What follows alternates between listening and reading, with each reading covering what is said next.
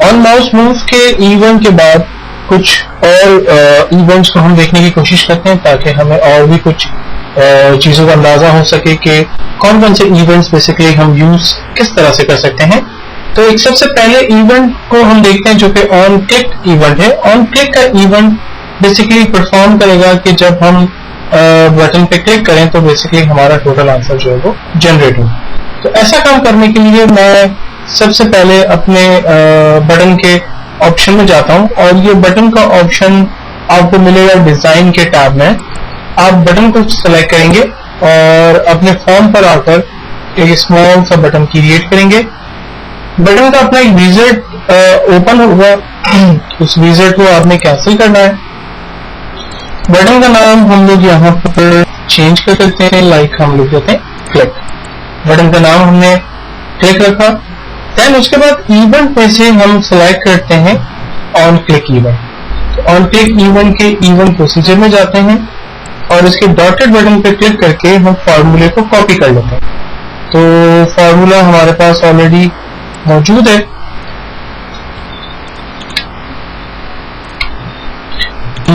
फार्मूले को जो हमारा टोटल का पहले फार्मूला था वहां से कॉपी कर लेते हैं। ये कुछ एक्स्ट्रा फार्मूले लगे हुए हैं, इसको हम डिलीट कर देते हैं क्योंकि इसकी नीड नहीं है।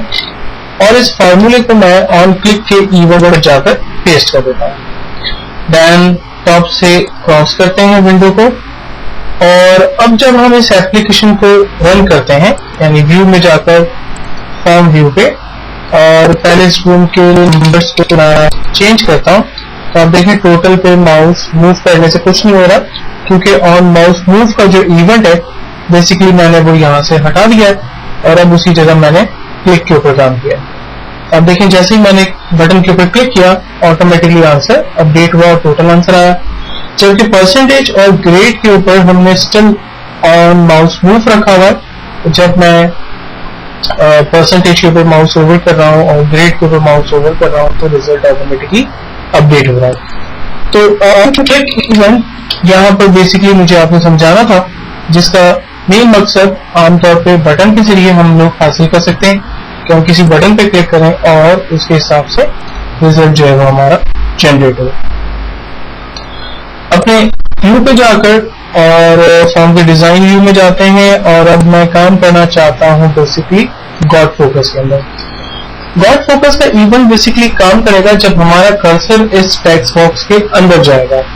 तो हम इसके लिए इवेंट प्रोसीजर सेलेक्ट करते हैं और फार्मूला पेस्ट कर देते हैं, प्रोग्राम को क्लोज करते हैं और व्यू में जाकर फॉर्म व्यू पे जाकर प्रोग्राम को चलाते हैं। देन अब इसके बाद हम लोग रिकॉर्ड के अंदर चेंजिंग करने की कोशिश करते हैं। जैसे इंग्लिश के नंबर मैं मैथ के नंबर और साइंस के नंबर चेंज कर रहा हूं और देखें जैसे ही कर्सर उसके अंदर गया क्लिक हुआ फौरन से आंसर अपडेट हुआ।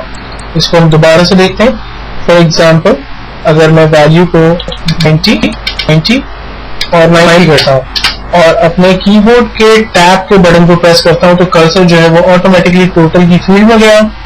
जैसे ही कर्सर टोटल की फील्ड में गया ऑटोमेटिकली आंसर अपडेट हुआ, परसेंटेज जनरेट हुआ और ग्रेड हमारा जनरेट हुआ। तो गॉड फोकस एक ऐसा प्रोग्राम कि जिसके जरिए हमारा रिजल्ट जो है वो ऑटोमेटिकली अपडेट होता है जब कर्सर उसके अंदर रहता है। देन उसके बाद है लॉस फोकस। लॉस फोकस का मतलब है कि कर्सर जब वहां से बाहर निकले। तो मैंने गॉड फोकस के इवेंट को हटा दिया है और लॉस फोकस के इवेंट पे जाकर एरो पे क्लिक करता हूं और यहाँ पर प्रोग्राम को मैंने पेस्ट कर दिया और देन उसके बाद एप्लीकेशन को बंद करते हैं और इसको अब मैं फॉर्म व्यू करता हूं। फॉर्म व्यू करने के बाद अब काम ये करना है कि रिजल्ट चेंज है। अब देखिए टैब बटन दबा रहा हूं, कर्सर उसके अंदर जा रहा है लेकिन रिजल्ट चेंज नहीं हुआ। रिजल्ट कब चेंज होगा? जब कर्सर यहां से बाहर निकलेगा, यानी मैं जब दोबारा टैब बटन प्रेस करूंगा तो देखिए आंसर टोटल का खुद ब खुद चेंज हो गया। ठीक है, हम दोबारा करके देखते हैं। मैंने आंसर 80 और 80 किया और मैं यहाँ पर टैब बटन प्रेस कर रहा हूँ, कर्सर जनरेट नहीं हुआ, सॉरी रिजल्ट जनरेट नहीं हुआ लेकिन अब जब मैं टैब बटन दबाकर परसेंटेज पे जाऊंगा तो आप देखें टोटल खुद ब खुद जनरेट हो गया। तो ये भी एक कमांड, एक कंडीशन या एक इवेंट जिसके जरिए हम लोग आंसर को कर्सर की पोजीशन छोड़ने पर जनरेट किया जा सकता है। उसके बाद हमें on mouse move, mouse up, mouse down, ये सारे ऑप्शन हमने पहले ही देख लिए हैं एंड आई होप कि ये काफी हद तक आपको क्लियर भी होगा।